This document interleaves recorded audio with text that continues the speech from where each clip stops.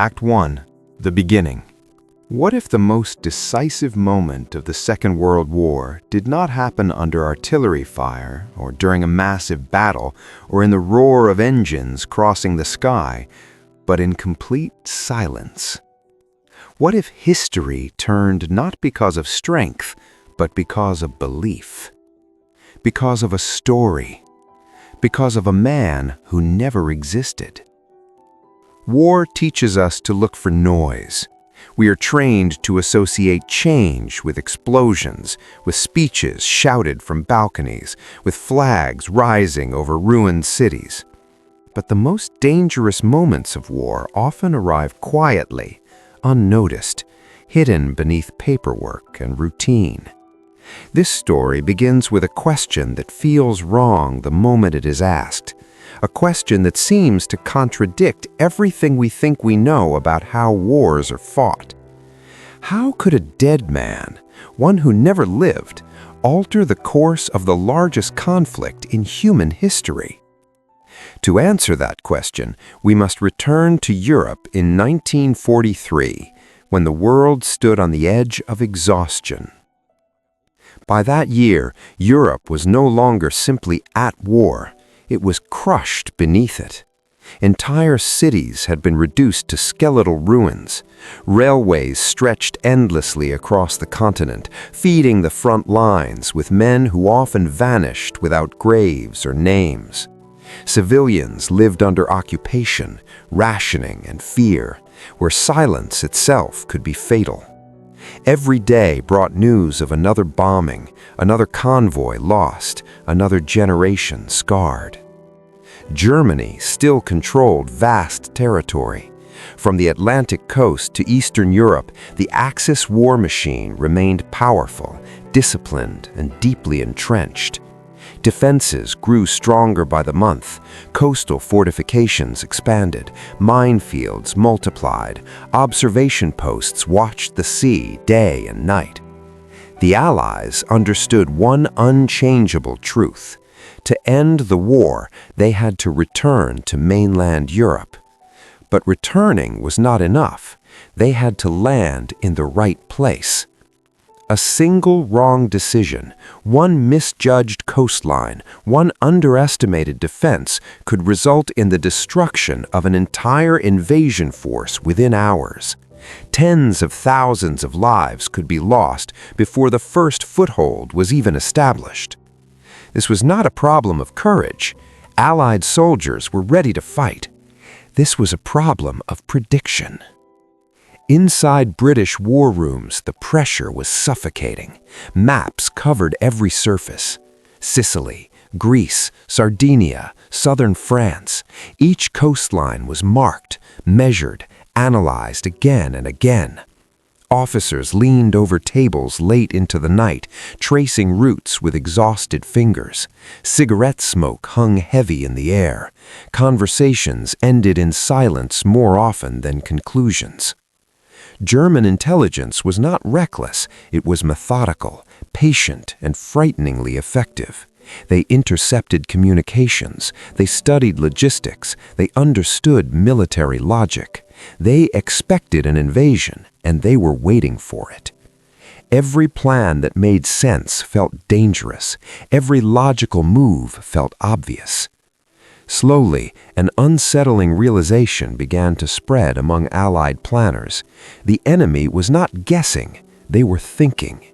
And thinking enemies do not fall for simple tricks. At this point in the war, truth itself became a liability. Truth followed patterns, truth obeyed logic, and logic could be intercepted, analyzed, and countered.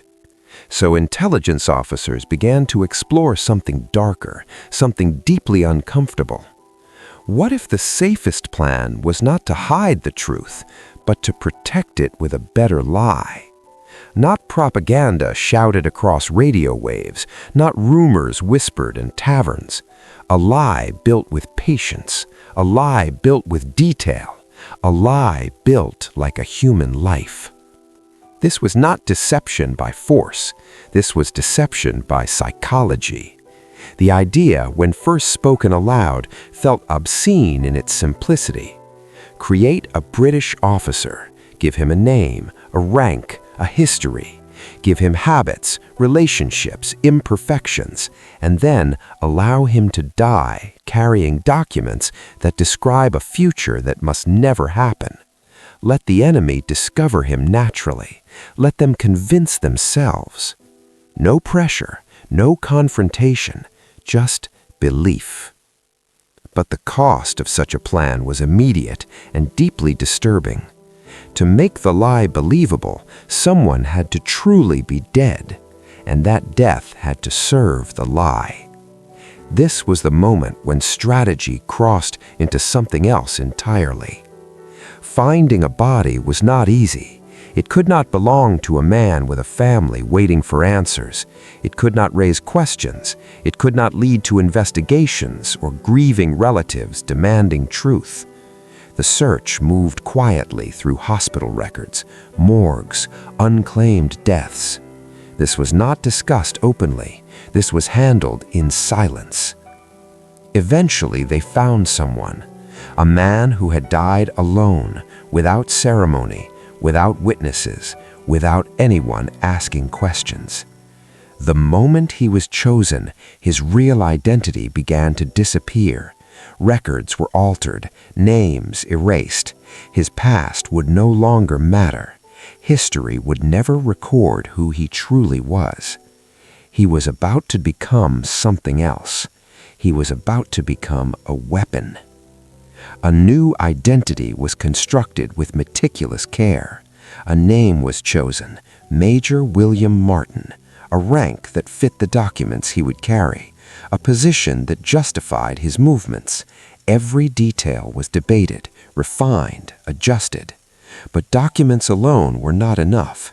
Experienced intelligence officers knew something crucial. Professionals do not trust perfection. They trust humanity. So they began to write letters. Not official correspondence, personal ones. A father's note, gently disappointed but caring. A fiancé name, affectionate, impatient, real. Financial concerns, small frustrations, mundane details that meant nothing and everything. These details were intentional. They created emotional weight. They created a life that felt lived. A wallet was filled. Keys were placed. A photograph was folded and refolded, worn by imagined handling. Ticket stubs were added, minor inconsistencies left untouched. Slowly, disturbingly, Major William Martin began to feel real. And then something unexpected happened. The men creating this identity began to speak of him as if he were alive. They debated his personality. They imagined his reactions. They wondered what kind of man he would have been. The lie stopped feeling artificial. And that realization carried weight. Because they were no longer just forging documents. They were ending a life twice. Once in reality, once in memory.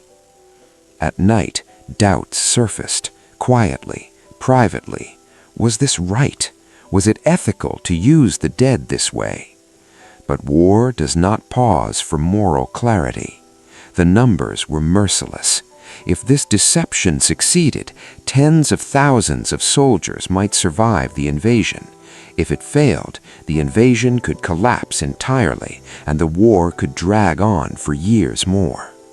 Silence became agreement, and the plan moved forward.